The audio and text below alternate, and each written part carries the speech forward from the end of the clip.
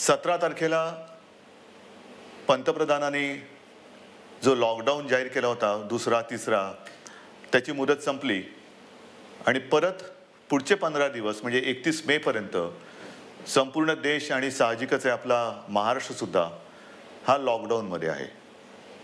आता तुम्हाला कदाचित असं वाटायला लागलं असेल की मी आलो म्हणजे लॉकडाऊनच जाहीर करतोय. साहजिकच आहे. कोणालाही घरी विशेषतः कामाशिवाय डांबून ठेवणं किंवा बसवणं यासारखी मोठी शिक्षा असू शकत नाही. पण नीट समजून घ्या. मी कदाचित कोणाला आवडत असेल, कोणाला आवडत नसेल की याच्याकडे काही उत्तरच नाही आहेत. हे लॉकडाऊन लॉकडाऊन लॉकडाऊन किती दिवस चालणार, किती काळ लॉकडाऊनमध्ये राहणार, याला काही उत्तर आहे की नाही, हा जो काही चक्रव्यूह आहे हा आपण भेदणार आहोत की नाही, उत्तर कोणाकडेच नाही आहे. जगामध्ये कोणाकडे उत्तर नाही आहे, आपल्या देशात सुद्धा कोणाकडे उत्तर नाही आहे. आणि हे आता सगळ्यांना माहिती झालेलं आहे की जेव्हा एखाद्या युद्धात, विशेषतः ह्या युद्धामध्ये, युद्ध हे नेहमी शस्त्रांनीच लढलं जातं. इकडे आपल्याकडे शस्त्र नाही आहे. एक फक्त अंतर ठेवणं, स्वतःची काळजी घेणं आणि युद्ध जिंकणं, म्हणजे फार विचित्र आहे असे युद्ध. एकतर्फी नक्कीच नाही आहे, कारण आपण पूर्ण ताकदीने युद्ध लढतो आहोत. पण लॉकडाऊन वाढवला का? काही अंशी बरोबर आहे, काही अंशी नक्कीच बरोबर आहे. आपल्याला सर्वांना कल्पना आहे की आजही देशात, विशेषतः महाराष्ट्रामध्ये रुग्णांची संख्या वाढते आहे. मुंबईमध्ये वाढते आहे, ठाणे परिसरात वाढते आहे, पुण्यामध्ये वाढते आहे, संभाजीनगरमध्ये आहे, नाशिकमध्ये, मालेगावमध्ये आहे. या ठिकाणी रुग्णांची संख्या वाढते आहे. आणि ही रुग्णांची वाढती संख्या बघितल्यानंतर साहजिकच आहे मनात प्रश्न निर्माण होऊ शकतो, मग आपण नेमकं करतो काय आहोत, आतापर्यंत आपण केलं काय? मी गेल्याही वेळेला आपल्याला सांगितलं होतं की एक गोष्ट नक्की, की जी काळजी आपण मार्चपासून घ्यायला लागलो, जवळपास आपण कर्फ्यू, संचारबंदीपर्यंत आलो होतो आणि त्याच्यानंतर देशभरात लॉकडाऊन जाहीर केला गेला. जर हे आपण केलं नसतं तर जो एक अंदाज आपल्या देशात, महाराष्ट्रात आणि मुंबईमध्ये किती आत्तापर्यंत रुग्ण झाले असते, किती आत्तापर्यंत त्याच्यात मृत्यू पावले असते, हा अंदाज नुसता बघितला तरी अंगावरती काटा उभा राहतो. आणि म्हणून मी मागेही आपल्याला म्हटलं होतं की अजूनही शृंखला आपण तोडली जरी नसली तरी एक गोष्ट नक्की, की त्याच्या वाढीवरती, गुणाकारावरती नियंत्रण आपण हे नक्की ठेवलेलं आहे. गतिरोधक म्हणून हा जो काही लॉकडाऊनचा काळ आहे त्याचा आपल्याला नक्की उपयोग झालेला आहे. मग आता किती काळ चालणार? नुसता लॉकडाऊनकडे बघून चालणार नाही आहे. रेड, ऑरेंज, ग्रीन, रेडमध्ये सुद्धा कंटेनमेंट एरिया, हे असे जे काही आपण विभाग केलेले आहेत.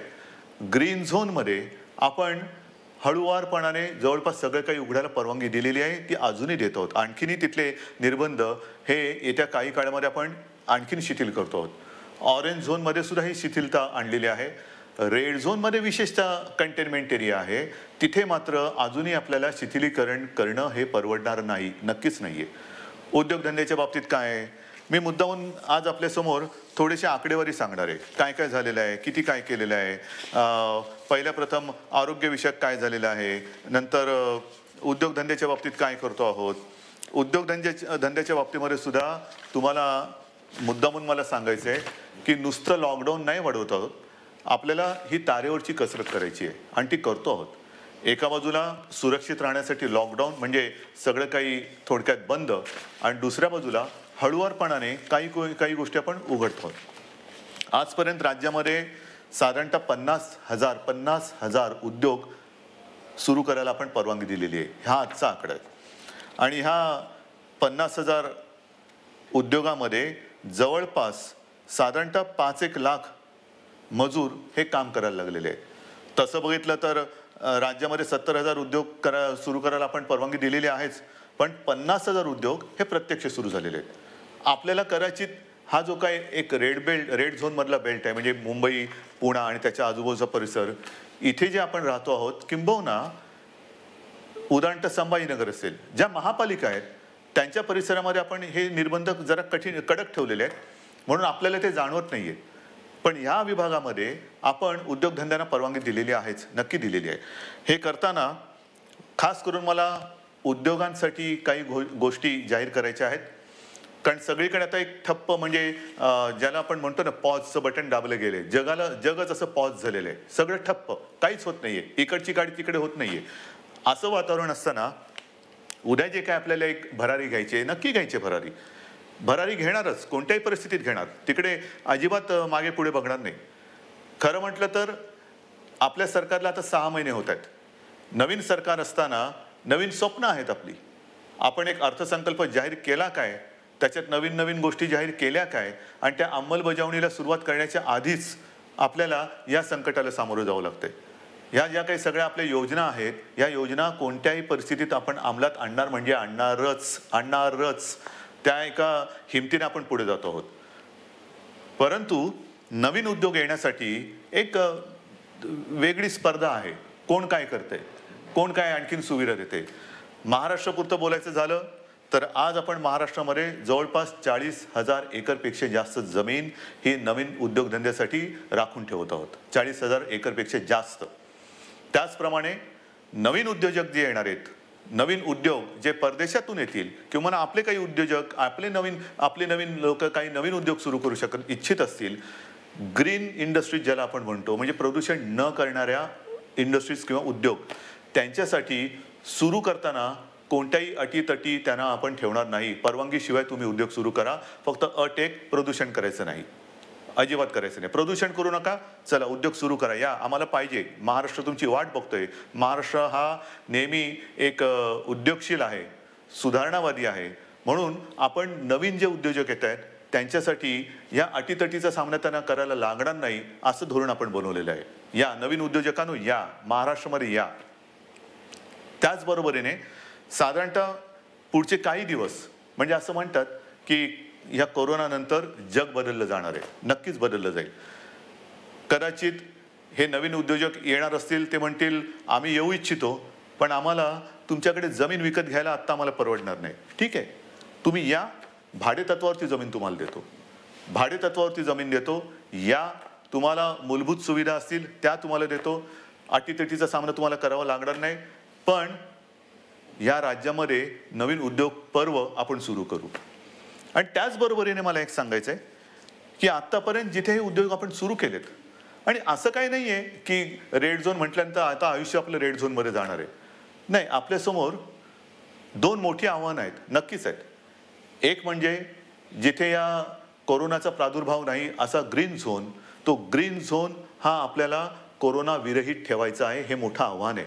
तिकडे एक सुद्धा रुग्ण ग्रीन झोनमध्ये आपल्याला आता येऊ द्यायचं नाही, किंबहुना नवीन केस तिकडे आता आपल्याला तयार आपण काय असं घर बसल्या कोविड तयार करत नाही, पण होऊ द्यायची नाहीये. त्याच्यामुळे ग्रीन झोन हा ग्रीन झोन म्हणून मेंटेन करणं, आणि रेड झोन जो आहे तो रेड झोन हा लवकरात लवकर ग्रीन झोनमध्ये त्याचं रूपांतर करणं.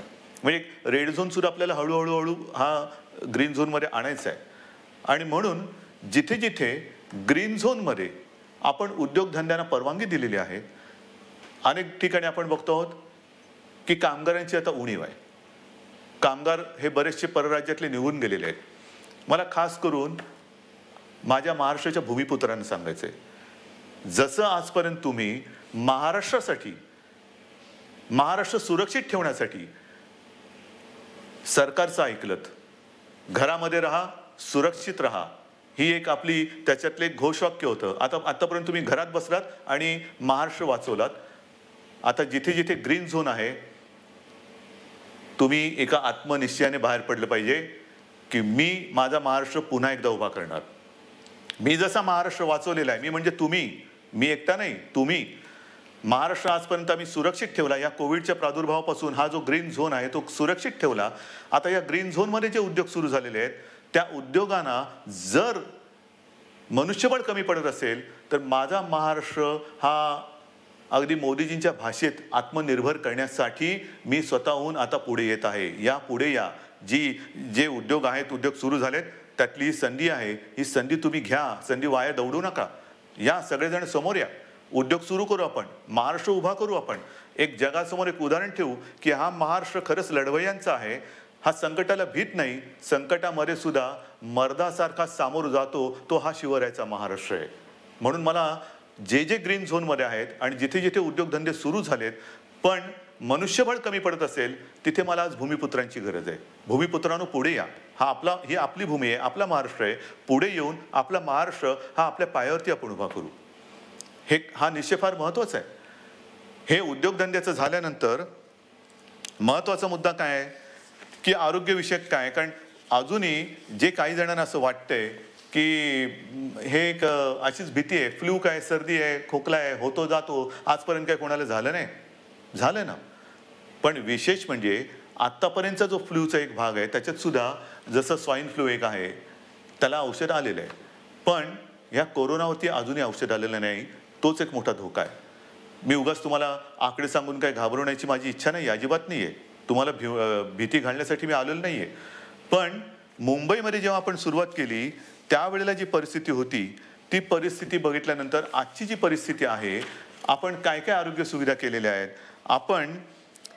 तुम्हाला कल्पना असेल, गेल्याही वेळेला मी बोललो होतो आणि आज संध्याकाळी मी जाऊन आलो. मी होतो, उपमुख्यमंत्री होते, बाळासाहेब थोरात होते, एकनाथ शिंदे होते, आदित्य पण होता बरोबर, आपले मुख्य सचिव होते, महापालिका आयुक्त होते आणि विशेष म्हणजे तिथे आपले आर.ए. राजीव जे MMRDA म्हणजे मुंबईतली मेट्रोचं काम आता जे अत्यंत चांगल्या पद्धतीने पुढे नेत आहेत, त्यांनी गेल्या 10-12 दिवसामध्ये ही सुविधा मुंबईकरांसाठी तिकडे उभारलेली आहे. आज तिकडे जवळपास 1000 बेड्सचं एक चांगलं कोविड केअर सेंटर हे आपण उभं केलेलं आहे. येत्या 1-2 दिवसात त्याचा वापर सुरू होईल.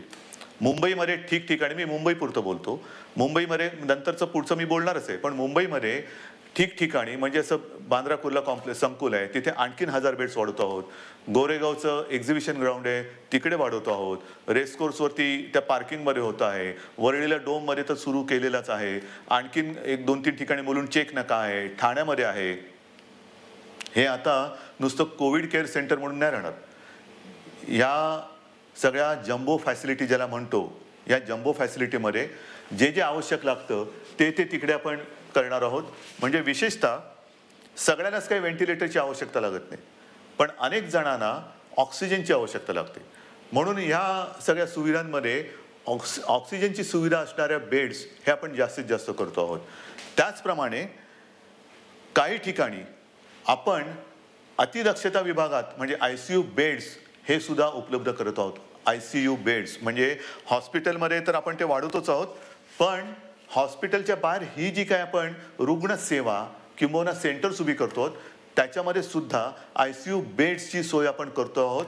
कदाचित ही काय अभिमानाची गोष्ट नाही, पण समाधानाची नक्की आहे की इतरत्र कुठेही नसेल अशी आरोग्य सुविधा आपण इथे निर्माण केलेली आहे आणि ती आरोग्य सुविधा आणखीन आपण पुढे वाढवत नेत आहोत. महाराष्ट्रामध्ये बोलायचं झालं तर महाराष्ट्रात आज मी आकडे घेऊनच बोलतोय, साधारणतः 1484 कोविड केअर सेंटर्स आहेत. 2,48,000 बेड वगैरे आहे, पण साधारणतः 2.5 लाख रुग्णशय्या ह्या आयसोलेशन म्हणजे ऑक्सिजन सह ह्या आज महाराष्ट्रामध्ये आपण उपलब्ध करत आहोत. 2.5 लाखाच्या आसपास. आज एक गोष्ट साहजिकच आहे, हे संकट एवढं मोठं आहे की काही वेळेला असं वाटतं की रुग्णांना बेड मिळत नाहीये. याचं कारण रुग्णांची थोडीशी संख्या ही वाढती अशी वाटत असली तरी देखील आज आपण स्वयंपूर्ण होण्यासाठी किंबहुना पुढच्या महिन्यात साधारणतः किती रुग्ण होऊ शकतील ह्याची एक दक्षता घेऊन आपण ही सुविधा वाढवतो. डॉक्टर्स येत आहेत, नर्सेस येत आहेत. मध्यंतरी मी आपल्याला माहिती आहे कोविड योद्धा म्हणून सगळ्यांना एक आवाहन केलं होतं, त्याच्यात सुद्धा काही 1000 लोक म्हणजे महिला पुरुष हे मदतीसाठी धावून आलेले आहेत. मला अजूनही पाहिजेत. ह्याचं कारण का, कारण नवीन सुद्धा जे आलेले आहेत ते आणि आत्ता आहेत ते, जसं गेल्या वेळेला मी आपल्याला बोललो होतो की पोलीस थकत आहेत, पोलीस आजारी पडत आहेत. काल परवा एका चांगल्या अधिकारीचा मृत्यू झालेला आहे. त्याच्यानंतर गडचिरोलीमध्ये नक्षलवाद्यांशी लढता 2 पोलीस आपले तिकडे शहीद झालेले आहेत. हे सगळे ताणतणाव आहेत आणि ह्या ताणतणावामध्ये हे लोक आजारी पडण्याची वाट न बघता, मला तर कोणीच आजारी पडायला नको आहेत, आजारी पडण्याची वाट न बघता ह्यांना वेळोवेळी जर का आपण विश्रांती देत गेलो तर आपण सहजगत्या या संकटावरती मात करू शकू. म्हणून मला अजूनही कोविड योद्धा पाहिजेत. ज्यांची रुग्णसेवा करण्याची इच्छा आहे, तयारी आहे, त्यांनी सगळ्यांनी या युद्धामध्ये स्वतःहून पुढे आलं पाहिजे. याचं कारण असं की आज देखील मुंबई असेल, ठाणा असेल, पुणा असेल, संभाजीनगर ह्या ज्या काही महापालिका आहेत तिकडे नाही म्हटलं तरी जो आपण कंटेनमेंट एरिया म्हणतो, म्हणजे जिथे एखादा रुग्ण सापडला तर त्याच्या आसपासचा काही परिसर आपण सील करतो. मग एक आपण साधारणतः शोध घेतो की याच्या अतिशय निकटच्या संपर्कात कोण आलेले आहेत, मग त्यांची चाचणी घेतो आणि त्याच्यानंतर आपण मग त्यांना क्वारंटाईनमध्ये किंवा लक्षणं जर असतील किंवा लक्षणं नसतील मग टेस्ट घेऊन त्यांना आपण आयसोलेशनमध्ये ठेवतो, किंबहुना जर लक्षणं असतील तर त्यांच्यावरती उपचार सुरू करतो. एका गोष्टीचं मला एक मुद्दामून तुम्हाला मला आकडा द्यायचा आहे की आज आपण एक आकडा बघत असतो की महाराष्ट्रामध्ये किती रुग्ण आहेत, मुंबईमध्ये किती रुग्ण आहेत. महाराष्ट्राचा आकडा तुम्हाला माहिती आहे, मुंबईचाही तुम्हाला माहिती आहे, पण ह्याच्यामध्ये रोजचा वाढणारा आकडा आपण बघतो आहोत, त्यातून बरे होऊन घरी जाणारा आकडा आपल्या लक्षात येत नाहीये. म्हणजे साधी गोष्ट आहे, जर का मुंबईपुरतं बोलायचं झालं तर साधारणतः मुंबईमध्ये आज 19,967 रुग्ण पॉझिटिव्ह आहेत, पण हा 19,500चा जो काय आकडा आहे त्याच्यामधले साधारणतः 5,000 रुग्ण हे बरे होऊन घरी पण गेलेले आहेत. म्हणजे 19,000 वजा 5,000 झाले. दुर्दैवाने काही मृत्युमुखी पडलेले आहेत. याचा अर्थ असा की लवकर जर का आले आणि व्यवस्थित त्यांच्यावरती उपचार केला गेला तर बरे होऊन घरी जाणारे रुग्ण सुद्धा आहेत. काही रुग्ण तर मी मागेही आपल्याला बोललो होतो की 80% आसपास रुग्ण हे असेही आहेत की ज्यांच्या टेस्ट पॉझिटिव्ह येतात पण त्यांना कोणतीही लक्षणे दिसत नाहीत, असे रुग्ण सुद्धा आहेत. तर ह्या सगळ्या गोष्टीचा विचार करून आपण आरोग्य सुविधा वाढवतो आहोत, ॲम्ब्युलन्सेस वाढवतो आहोत. संपूर्ण महाराष्ट्रभर जिथे जिथे आवश्यकता आहे तिथे तिथे आपण या आरोग्याच्या सुविधा वाढवत आहोत. आणि एका बाजूला या आरोग्य सुविधा वाढवत असताना उद्योगधंद्यांच्या बाबतीत सुद्धा मी सांगितलं की 50,000च्या वरती उद्योगधंदे सुरू झालेले आहेत. म्हणजे असं काही नाही की सगळं काही ठप्प होऊन बसलेलं आहे. जे अनेक जण मला विचारतात की काय हो महेर, तुम्ही लॉकडाऊन उठवत नाही, किती काळ असं बसायचं. मगाशी मी तुमच्याशी बोलत होतो, ह्याच्यात काय आहे, नुसतं सर्दी खोकला ताप तर येईल, आणखीन काय होईल, फ्लू काय कोणाला होत नाही, असं नाहीये. जे गांभीर्य आहे ते या गोष्टीचं हेच आहे की जे गंभीरपणाने आजारी पडतात त्यांच्यावरती इलाज नाहीये. आणि एक क्षण असा धरून चला की आपण लॉकडाऊन उठवून टाकतो लॉकडाऊन आजपासून, या सगळेजण इकडे तिकडे ये जा करा, काही करा. ही साथ जर का पसरली तर इतर देशामध्ये काय काय होते, ब्राझीलमध्ये काय झालं, ब्रिटनमध्ये काय झालं, अमेरिकेत काय चाललेलं आहे, इटलीमध्ये काय चाललेलं आहे, काय झालेलं आहे, मला हे कोणत्याही परिस्थितीत महाराष्ट्रात होऊ द्यायचं नाही. आणि मी होऊ देणार नाही, अजिबात होऊ देणार नाही. मी टीकेचा धनी होईन. मी तुम्हाला मागेही बोललेलो आहे, महाराष्ट्रासाठी वाईटपणा घ्यायला माझी तयारी आहे, पण जे जे मला पटतं ते महाराष्ट्राच्या हिताचं मी करणार म्हणजे करणारच. आणि म्हणून जो रेड झोन आहे तिकडे मी अजूनही उद्योगधंदे पूर्णपणे उघडायला का देत नाहीये की क्षणभर धरून असं धरून चाला की उद्योगधंदे उघडले आणि ही साथ त्यांच्यात घुसली. आजच मजूर आपापल्या घरी निघून गेलेले आहेत. म्हणजे उद्योगधंदे सुरू होतील आणि त्या मजुरांमध्ये ही साथ जर घुसली तर काही तर जीवानिशी जातीलच, आजारी तर पडतीलच. आणि मग त्यावेळेचा अघोषित जो लॉकडाऊन असेल तो किती काळ चालेल त्याचं उत्तर आपल्याकडे कोणाकडे नसेल. मग त्या लॉकडाऊनची वाट बघायची का आत्ता जे काही आपण हे संकट नाही म्हटलं तरी त्याचा वेग मंदावून रोखून ठेवतो आहोत, त्याचा पूर्ण अंदाज घेऊन हळूहळू टप्प्याटप्प्याने एक एक गोष्टी उघडत जायचं, हा विचार आपण करायला पाहिजे आणि तो आपण करतो आहोत. आणि तो जर का आपण करत नसतो तर तुम्ही एवढे सगळे जण या सरकारच्या सोबत राहिल्याच नसतात. इतर राज्यांमध्ये जाणारे जे मजूर आहेत त्या सगळ्या मजुरांची आजपर्यंत आपण अगदी व्यवस्थित काळजी घेत होतो आणि घेतली. दिवसातनं मी तुम्हाला सांगितलं की किमान 5.5-6 लाख मजुरांना आपण दिवसातनं 3 वेळा हे जेवण देतो. म्हणजे सकाळीचा नाश्ता, ब्रेकफास्ट आणि दुपारचं आणि रात्रीचं जेवण, त्यांच्यासाठी आपण या सगळ्या योजना करत होतो. पण बरेच जण असं म्हणायला लागले की आम्हाला घर जाना है, गाव जाना है. तेव्हाही मी त्यांना वचन दिलं होतं की तुम्ही चिंता करू नका, आम्ही इतर राज्यांशी बोलतो आहोत, केंद्राबरोबर बोलतो आहोत, जसजशी सोय होईल तसतसं आम्ही तुम्हाला तुमच्या घरी तुमच्या राज्यात पाठवण्याची सोय करतो आहोत आणि ते पाठवल्याशिवाय आम्ही राहणार नाही. आणि त्याच्याप्रमाणे आज जवळपास मला वाटतं 5-1 लाख मजुरांना आपण ट्रेननी आणि बसेसनी हे इतर राज्यात अत्यंत नियंत्रित पद्धतीने हे पाठवलेलं आहे, कुठेही खळखळ होऊ न देता. पण मला एक काय सांगायचं आहे की हे सगळे जे काही इतर राज्यातले मजूर आहेत, रस्त्यावरनं चालतायत, अजूनही काही ठिकाणी आहेत. कशाला चालता? क्यों चल रहे हैं? आपके लिए हम पूरी कोशिश करें, कोशिश नहीं, शुरुआत तो हुई है. ट्रेन से आप जा रहे हैं घर, बस से जा रहे हैं, तो ऐसे रास्ते पे मत चलो. रास्ते पे नहीं चलना. बीच में कोई फिर एक्सीडेंट कभी होता है. क्यों कर रहे हो ये सारी चीजें? आपके लिए हर एक राज्य के लिए ट्रेन की सुविधा शुरू हो गई है, बस की सुविधा शुरू हो गई है. आप जहां भी हो वहीं पर रुके. हमारे पूरे स्टेट में अलग अलग जिलों में, डिस्ट्रिक्ट में कलेक्टर्स हैं, उनके सब साथी हैं, आपका इंतजाम वो कर रहे हैं, ठीक से कर रहे हैं. और जब भी ट्रेन की सुविधा, जैसे रोजाना कुछ ट्रेन चल रही है, कुछ उत्तर प्रदेश में जा रही है, बिहार में चल रही है, पश्चिम बंगाल में जा रही है, राजस्थान जा रही है, गुजरात जा रही है, जैसे जैसे वो आती जाएगी हम आपको भेज रहे हैं. बेताब ना होना, काही गरज नाहीये. तुम्हाला आम्ही पूर्णपणे सुरक्षितपणाने तुमच्या राज्यात आम्ही सोडतो आहोत. आणि आजपर्यंत मी म्हटलं ना की एवढे मजूर हे महाराष्ट्रातून त्यांच्या राज्यात गेलेत, त्यांच्या घरी पोहोचलेत. बसेसने आपण पाठवलेले आहेत. आणि विशेष म्हणजे त्यांच्याकडनं आपण कुठे तिकीट्स नाही घेतलेली. मुख्यमंत्री सहायता निधीतून त्यांचा खर्च केलेला आहे. काही संस्था पुढे आलेल्या आहेत, त्यांनी त्यांचे पैसे दिलेले आहेत. त्यांना हे, कारण हे गरीब आहेत, काम करणार आहेत, तळहातावरती पोट असणार आहेत. तळहातावरती पोट असल्यानंतर जर त्यांची रोजची मेहनत ही होणार नसेल किंवा काम मिळणार नसेल तर यांच्याकडे तिकिटाचे पैसे कुठून येणार? म्हणून त्यांना आपण आपल्या सरकारच्या माध्यमातून, सरकारच्या खर्चाने आपण त्यांना पाठवत आहोत. हे झालं त्या राज्यात जाणाऱ्या लोकांचं. मग आता मी येतो माझ्या आपल्या राज्यातल्या लोकांकडे. मुंबई म्हटल्यानंतर साहजिकच आहे, कोकण आणि पश्चिम महाराष्ट्र इथे राहणारे लोक खूप आहेत. तेही मागे लागलेत. हे काय तुम्ही त्या राज्यातल्या लोकांना पाठवता, आम्ही काय केलंय, आम्हाला कधी घरी पाठवणार? अरे तुम्ही तर आपले आहात. आजपर्यंत तुम्ही सहकार्य केलेलं आहे, तुम्हालाही हळूहळू मी पाठवतो घरी. पण आज थोडे अस्वस्थ नका होऊ. कारण आजपर्यंत कोकण म्हटल्यानंतर मला माहिती आहे, हा आंब्याचा सीझन, काजूचा सीझन, सगळा एक कोकण म्हणजे गंमत असते.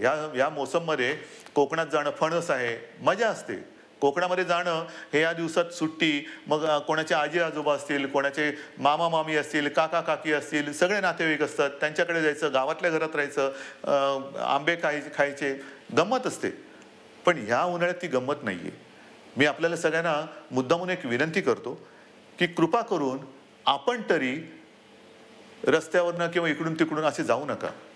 कारण मुंबईमध्ये आपण काळजी घेतो आहोत, प्रत्येक जिल्ह्यात आपण काळजी घेतो आहोत, पण प्रत्येक जिल्ह्यात आरोग्य सुविधा ज्या आहेत त्यांची एकूण जर का मर्यादा बघितली, आणि काही जिल्हे हे कोविड मुक्त आहेत, आज सुद्धा तिकडे प्रादुर्भाव झालेला नाही, ते आपल्याला तसेच ठेवायचे आहेत. जर आपल्याला लवकरात लवकर या लॉकडाऊनमधून बाहेर यायचं असेल तर पहिलं म्हणजे जे आपले ग्रीन झोन आहेत, जिकडे कोविडचा प्रादुर्भाव नाही, हे जिल्हे, हे विभाग आपल्याला ग्रीन झोन म्हणूनच ठेवावे लागतील. म्हणून आपण सुद्धा घरी जाताना असेच उठून निघू नका.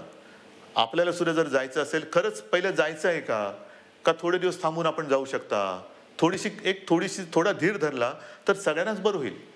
आपण इथून तिथे जाणार, काही ठिकाणी जसं आता उदाहरण तर रत्नागिरी आहे, इतर काही ठिकाणी आहेत, इथे आपल्याकडनं काही गेलेले लोक आहेत, ते पॉझिटिव्ह निघाले.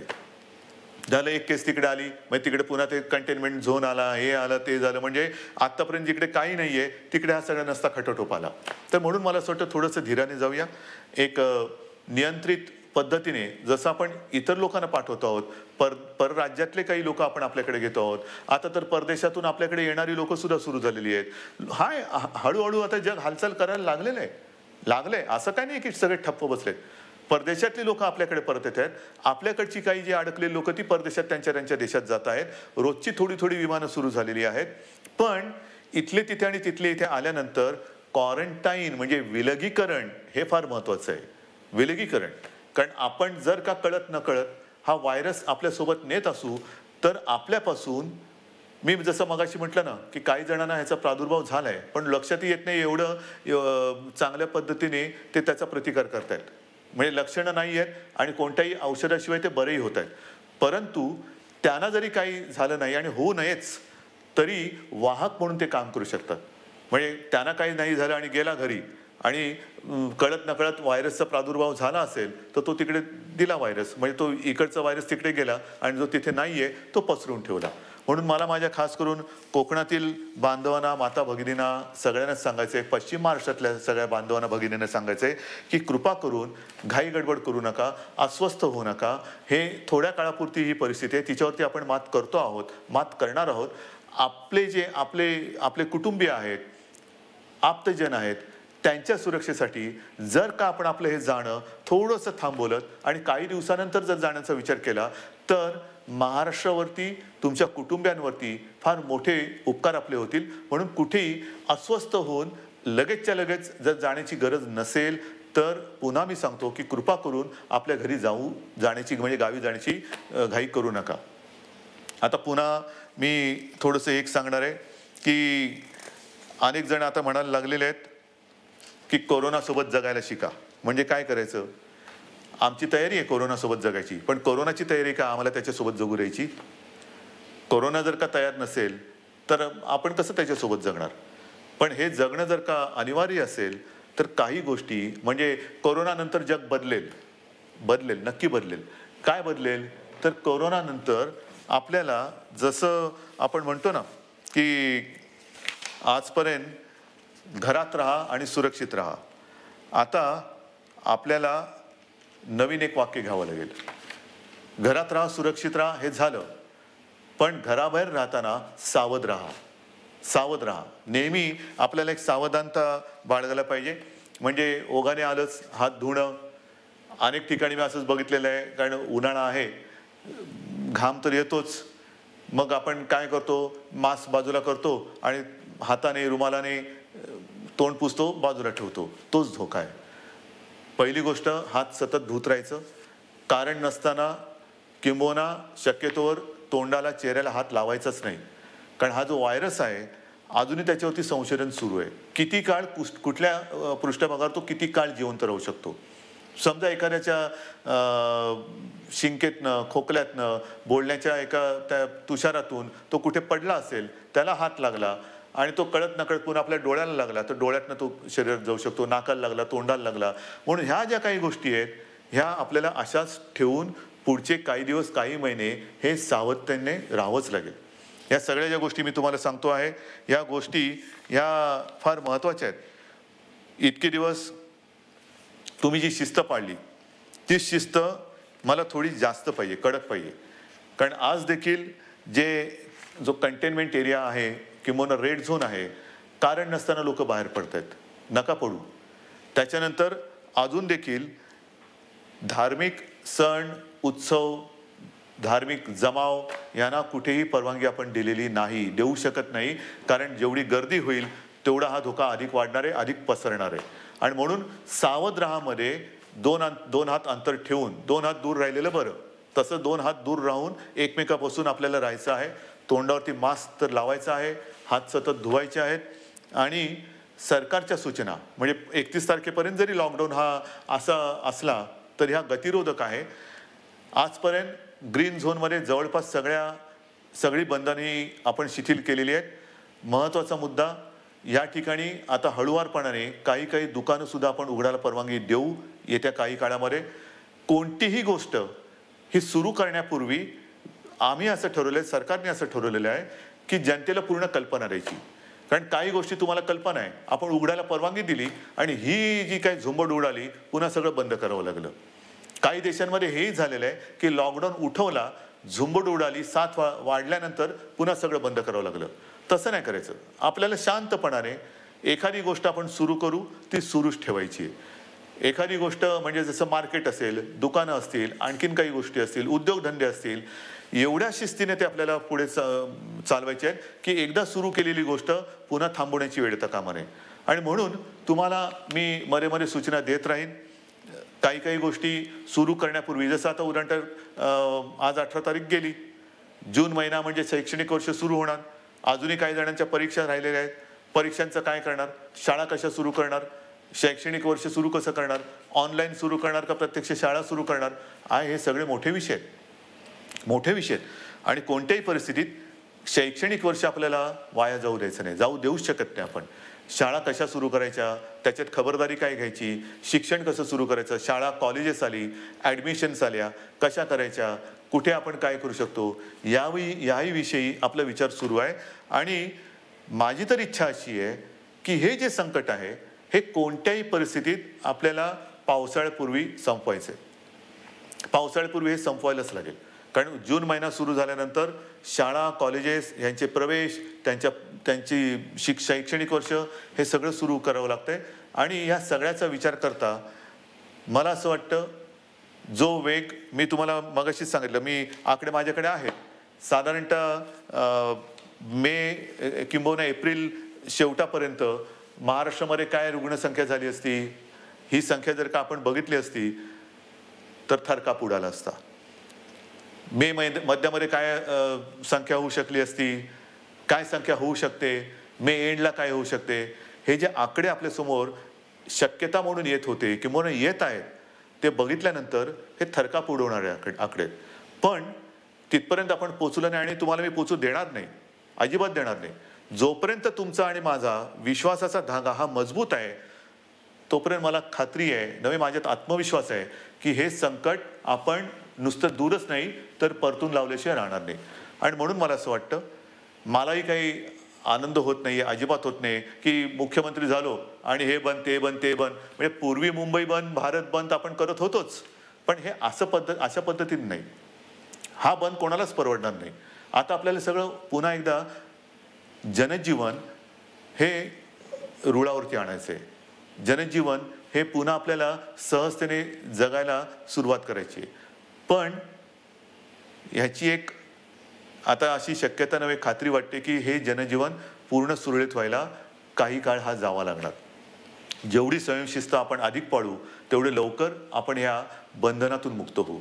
जेवढी लवकर आपण या कोरोनाची साखळी तोडण्यात यशस्वी होऊ तेवढं लवकर आपण सगळे बंधनमुक्त होऊ. आणि म्हणून पुन्हा एकदा मी तुम्हाला सगळ्यांना विनंती करतो आहे की जे काही सरकार करतं आहे ते केवळ आणि केवळ कोणताही धोका या महाराष्ट्राला, महाराष्ट्रातल्या माता भगिनींना, बांधवांना होऊ नये त्याकरता ही पावलं उचलत आहे. साहजिक आहे तुम्ही अस्वस्थ आहात, तुम्ही बेचैन आहात, कधी हे उघडणार हा प्रश्न जसा तुम्हाला आहे तसाच तो सर्वांना पडलेला आहे. पण जे काही करतो आहे ते केवळ आणि केवळ आपल्या सर्वांच्या हितासाठी करतो आहे. आजपर्यंत जसं तुम्ही सरकारला सहकार्य केलं तसंच सहकार्य याही पुढील काळात कराल अशी खात्री बाळगतो. आणि लवकरात लवकर ही साखळी तोडून आपण बंधनमुक्त होऊ ही आशा बाळगतो. जय हिंद, जय महाराष्ट्र.